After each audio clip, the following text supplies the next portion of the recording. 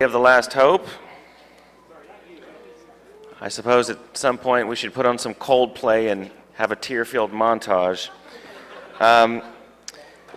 This next panel is the intersection of culture jamming, hacking, and hacktivism. I would introduce these gentlemen, but some of their names have percentage signs and squigglies in them, so I will let them introduce themselves. Gentlemen.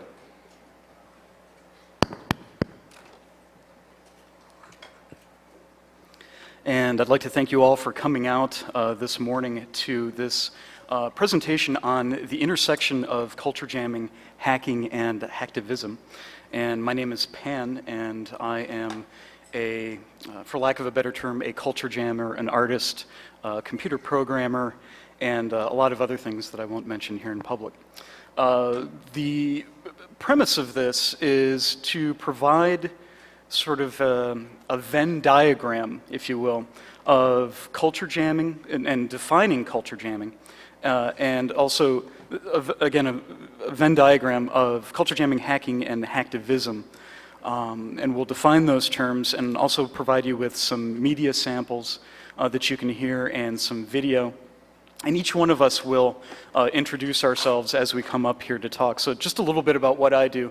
I started out doing weird things with art and technology probably about 20 years ago, experimenting with collage, image collage, audio collage, and then moving into some technology stuff. And now currently I'm the host of Interactive Technologies, which is a radio show that focuses on its perspectives on tools that enhance communication, creativity, and utility. And I've been doing that for 10 years. So what I'd like to do is not talk too much about myself, but just sort of get into this right now. So make yourselves comfortable, and what we're going to do is, for the first hour, have each one of the panelists talk, approximately 10 minutes apiece, and then move on to sort of a discussion section. We actually blocked out a whole 20, 25 minutes for people to be able to interact with us and communicate and talk about these things. And I think we're going to pose some interesting questions that people will want to talk about. So let's get started here right away. I'm going to provide an introduction, then we're going to go over Voice Jail, which is a voice mailbox community that started, and then also we'll have Mark Hosler from Negativland, and then that will transition into the Snuggles Collective, which was an art a group that sort of grew out of fans of Negativland. And then we'll have the Evolution Control Committee, and then Steve Heiss from Detritus.net, and then Ricardo Dominguez of the Electronic Disturbance Theater. And then we're also going to have Bernardo Otias talking about sort of a historical perspective of this, and then we'll have the discussion. So let me provide just a little bit of background about what motivated me to do this. This panel was inspired by discussions that I had with hackers in the community locally and on IRC and on the web, and some had become sort of apathetic and sort of been down on the notion of becoming socially involved, artistically involved, and just the notion of culture jamming, and they didn't really see the value in it. So that got me to thinking, well, how can I show how these things intersect? So I'll be providing some social context to the technological exploration and hopefully inspiring participation in the social, artistic, and political realms that we're sort of showing here, and demonstrate to you that you too can participate in these types of communities. So let's get started actually with a recorded message from Phineas Narco. He couldn't be with us here today, but he sent us a very special audio file to listen to about Voice Jail, a voicemail community that sprang up. So let's get started with that. Hold on one second here. No, oh, there we go.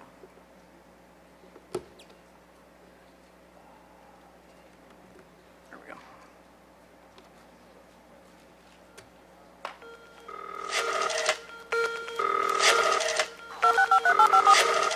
Please dial your password and press pound.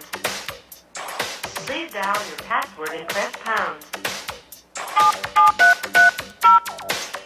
You have 2 new messages and 11 saved messages. To review, press 1. To send, press press 2. To hear more choices, press 0. From sent today at 12:01 a.m.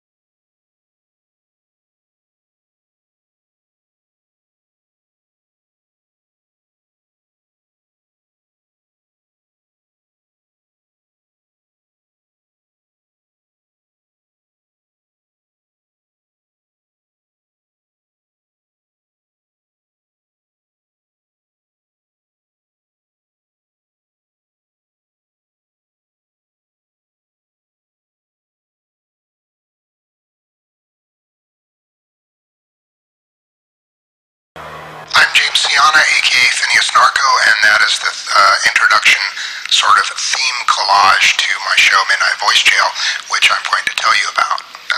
Let me give you a little background about myself, and I'm originally from the Midwest and moved out here to Silicon Valley in the mid-70s with my family.